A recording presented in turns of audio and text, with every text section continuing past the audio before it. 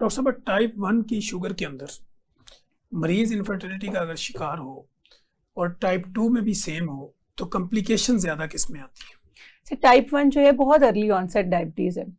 उसमें अगर कंट्रोल नहीं रहा बहुत अरसा तो उनका वेट बहुत कम होता है, अमूमन वो डिहाइड्रेटेड और इंसुलिन डिपेंडेंट होते हैं। तो फिर उनके जिस तरह का वेट है, जिस तरह का साइकिल है, उनके अंदर इनफर्टिलिटी के चांसेस ज्यादा हैं। अगर वो लेवल कंट्रोल रहते हैं और वो रूटीन लाइफ गुजार रहे हैं तो फिर उनका और नॉर्मल पॉपुलेशन के सेम चांसेस हैं इनफर्टिलिटी के। जबकि टाइप 2 डायबिटीज लेटर हाफ में आती है 35 के बाद। आमतौर पे पाकिस्तानी पॉपुलेशन में ज्यादातर लोगों की फैमिलीज तब तक कंप्लीट हो चुकी होती है, और अगर डायबिटिक वो हो जाते हैं और अनकंट्रोल होते हैं तो फिर वही बात है, कंसेप्शन मुश्किल होती जाती है। जब कंट्रोल्ड डायबिटीज हो तो फर्टिलिटी ट्रीटमेंट रिलेटिवली आसान है। ठीक हो डॉक्टर साहब, एक बच्चा शादी के फौरन बाद हो गया, उसके बाद अगले 8 साल बच्चा नहीं होता, क्या ये भी फर्टिलिटी में आता है? बिल्कुल, इसको सेकेंडरी सब फर्टिलिटी बोलते हैं कि अगर एक दफ़ा प्रेगनेंसी हुई है या सक्सेसफुल एक डिलीवरी हो गई है और सालों साल उसके बाद बच्चा नहीं हो रहा। कई उसके रीजंस प्राइमरी सब फर्टिलिटी जैसे भी हैं, और सेकेंडरी सब फर्टिलिटी आमतौर पे कई लोगों को इस तरह हो जाती है कि उनका जो डिलीवरी हुई उसमें कोई शदीद इन्फेक्शन हो गया उनको, और फिर यूट्रस में प्रेगनेंसी कंसेप्शन के चांसेस रिड्यूस हो गए, इन्फेक्शन की वजह से ट्यूब्स ब्लॉक हो गई, या डिलीवरी के बाद बहुत ज़्यादा वेट गेन हो गया जिससे फिर उनको पॉलीसिस्टिक ओवरीज डेवलप हो गई, या कोई मेडिकल इशू ऐसा था कि जो अनकंट्रोल रहा सालों साल। तो बहुत से लोगों में ये आता है जो इसको हम सेकेंडरी सब फर्टिलिटी के ट्रीट करते हैं और फिर आइडेंटिफाई करते हैं रीजंस को और उसके मुताबिक ट्रीट करते हैं। डॉक्टर साहब, मेरी ट्यूब में परमानेंट बंद है, क्या ये मुमकिन है? हाँ जी, ये बिल्कुल है। जैसे मैंने अभी आपको बताया, सेकेंडरी सब फर्टिलिटी की बड़ी कॉमन कॉज है कि ट्यूब्स बंद हो गई हैं, इन्फेक्शन की वजह से फाइब्रोज हो गई हैं, उनका रास्ता इतना तंग हो गया है कि अंडा उधर से गुजर नहीं सकता। ठीक, उसको हम कंफर्म करते हैं।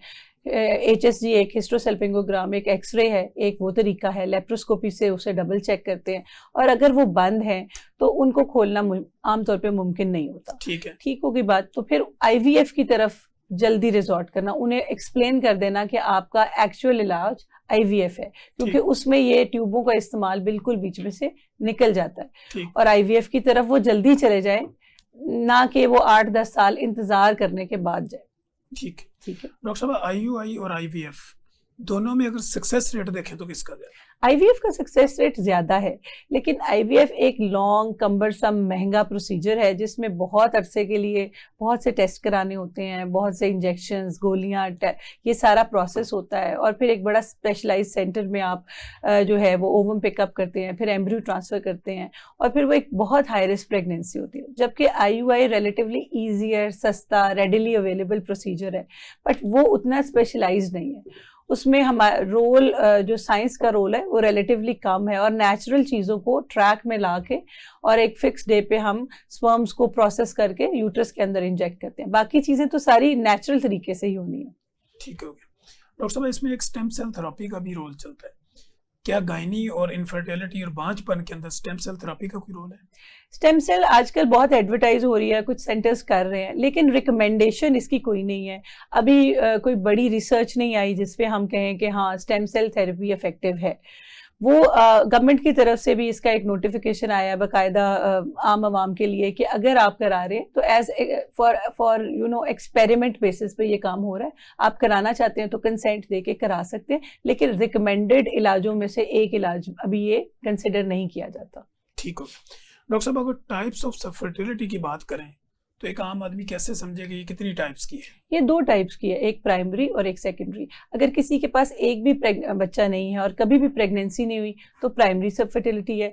अगर एक प्रेगनेंसी हुई है, चाहे वो मिसकैरेज में एंड कर गई, चाहे वो एक बच्चे में एंड किया है, चाहे वो एक्टोपिक प्रेगनेंसी हुई, तो वो सेकेंडरी सब फर्टिलिटी है। बस इन दो ही टाइप्स की इनफर्टिलिटी। ठीक हो डॉक्टर साहब, BHRT हार्मोनल थेरेपी का जिक्र भी आजकल आम हो रहा है, आप इसके बारे में क्या समझती हैं कि ये कितनी हेल्पफुल हो सकती है फीमेल्स के लिए? हार्मोन रिप्लेसमेंट थेरेपी बड़ी इफेक्टिव थेरेपी है। ठीक है। फीमेल्स जब 40s में होती हैं तो फ्लक्चुएट करते हैं सारे हार्मोन्स, और बहुत से चेंजेस आते हैं जो हम वैसे ही औरतों को ब्लेम कर देते हैं कि इसकी नेचर चेंज हो गई है, ये चिड़चिड़ी हो गई है, ये एंग्शियस हो गई है, अब इससे चीज़ें बर्दाश्त नहीं होती, नींद नहीं ठीक आ रही, वो चीज़ों को ब्लेम कर देते हैं, जबकि वो असल में हार्मोन्स का इम्बैलेंस होता है। ठीक है। तो हार्मोनल रिप्लेसमेंट थेरेपी बहुत ध्यान से समझ के सोच के देने वाली चीज़ है। कुछ ऐसी इंडिकेशंस हैं जिसमें नहीं दी जा सकती और लोगों का उतना एक्सपीरियंस नहीं है। जिन डॉक्टर्स को हार्मोन रिप्लेसमेंट थेरेपी देनी आती है वो लाइफ चेंजर्स हैं, वो औरतों की गेम चेंजर्स हैं। वो बिल्कुल जब 4-6 हफ्ते के बाद हार्मोन रिप्लेसमेंट थेरेपी लेने के बाद पेशेंट आती है तो उसकी चेहरे की स्माइल बताती है कि वाकई वो कितनी इफेक्टिव है। अब कुछ हुआ है। बिल्कुल ठीक है।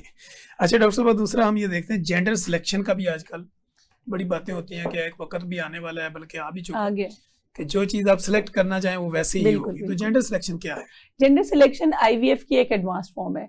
जब एम्ब्रियो डेवलप हो जाता है आईवीएफ के जरिए तो उसमें से एक छोटा सा सैंपल लिया जाता है और उसकी जीनोम टेस्टिंग की जाती है कि उसका मेल है फीमेल है, और मोटे मोटे जो सिंड्रोम्स हैं एसोसिएटेड एब्नॉर्मेलिटीज़ के साथ वो भी टेस्ट किए जाते हैं। अगर आपकी फैमिली में कोई जेनेटिक मसला रन करता है तो उसको भी आइडेंटिफाई किया जा सकता है। तो जैसे जेंडर सेलेक्ट की पाकिस्तान में जैसे मेल चाइल्ड का होना फैमिलीज में बड़ा इंपॉर्टेंट समझा जाता है, तो बहुत से लोग मेल चाइल्ड के लिए जेंडर सिलेक्शन कराते हैं और ये अवेलेबल है तकरीबन तमाम आईवीएफ सेंटर्स में, ये अवेलेबल है और ये हो रही है बहुत कॉमनली। ठीक होगा। डॉक्टर साहब, शुगर ब्लड प्रेशर ये हमारे मुल्क में आम है। माह रमज़ान में शुगर ब्लड प्रेशर और इनफर्टिलिटी तीनों को कंट्रोल कैसे करें? रोज़े रख के, और रोज़े के बाद जब इफ्तार या सहूर करें तो खाना सोच के खाएं, इस तरह ना खाएं कि जैसे आखिरी खाना है। अगर हम वो खाएंगे और साथ फिजिकल एक्टिविटी, थोड़ी वॉक, थोड़ी एक्सरसाइज। अब देखिए सहरी के बाद भी हमारे पास पूरी विंडो है जब हम वॉक कर सकते हैं, एक्सरसाइज कर सकते हैं। इफ्तार के बाद भी रूटीन सारी लाइफ की तब्दील हो जाती है, हर किसी का काम का टाइम चेंज होता है, तो शाम में भी वॉक या एक्सरसाइज की जा सकती है। जबकि हम बिल्कुल ऑपोजिट, बिल्कुल सो जाते हैं, तो जो लूज करना है उसकी बजाय गेन कर लेते हैं। ठीक हो गया। डॉक्टर साहब, अगर हम इन्वेस्टिगेशन की बात करें, लैब इन्वेस्टिगेशन हो या आप कोई स्कैन करना चाह रहे हो या कोई अल्ट्रासाउंड एमआरआई वगैरह, इनफर्टिलिटी में कौन सी ऐसी इन्वेस्टिगेशन है जो कि आम आदमी समझे कि ये मेरे लिए जरूरी है? अच्छा, 2 ग्रुप्स हैं। एक मेल के लिए सीमन एनालिसिस सबसे बेसिक और सबसे इम्पोर्टेंट टेस्ट है, सीमन एनालिसिस, और किसी ऐसे सेंटर से हुआ हुआ सीमन एनालिसिस जहाँ पे इनफर्टिलिटी ट्रीटमेंट्स होते हैं, एक चीज। और दूसरी चीज फीमेल के कुछ टेस्ट्स और एक अल्ट्रासाउंड। आमतौर पे अगर साइकिल रेगुलर है तो हम सोचते हैं कि मिड साइकिल पे जब अंडे का साइज मैच्योर हुआ होता है तो हम एक अल्ट्रासाउंड करा लें डोमिनेंट फॉलिकल देखने के लिए, एक चीज। और अगर हार्मोन्स इरेगुलर है तो हम कुछ हार्मोनल टेस्ट कराते हैं जिसमें FSH, LH, serum prolactin level, एक थायराइड स्टिमुलेटिंग हार्मोन, और अगर एज थोड़ी ज्यादा है या इनफर्टिलिटी अगर कुछ ऐसा महसूस हो रहा है तो AMH, एंटीमुलेनियन हार्मोन। ये हार्मोन्स का एक सेट है जो हम आमतौर पे पेशेंट्स को प्रिस्क्राइब करते हैं और उन्हें कहते हैं ये करा के हमें दिखाए।